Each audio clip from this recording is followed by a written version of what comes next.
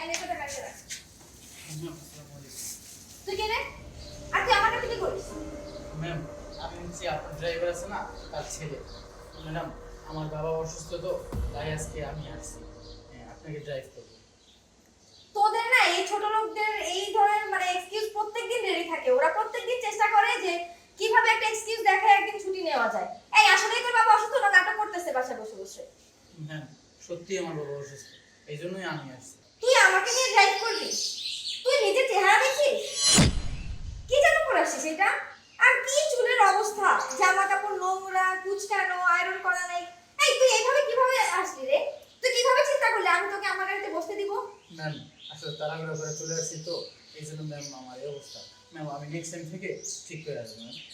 তুই জানিস আমি কত বড় বড় ক্লায়েন্ট ফেস করতে হয়, কত বড় বড় জায়গায় আমার যেতে হয়, আর তোর মতো একটা ড্রাইভার নিয়ে যদি আমি যাই আমার মান সম্মান থাকবে? ম্যাম বিষয়টা আমি বুঝতে পেরেছি। নেক্সট টাইম থেকে আর এরকম হবে না। Extremely sorry ma'am. ফকিনের বাচ্চা, ড্রাইভারের বাচ্চা আসছে ইংলিশে কথা বলতে, আবার সরি বলে। শিখছিস মনে হয় এই একটা শব্দই সরি, ইংলিশে কথা বলতে আসছে। ফকিনের বাচ্চা, ড্রাইভার কোথাকার।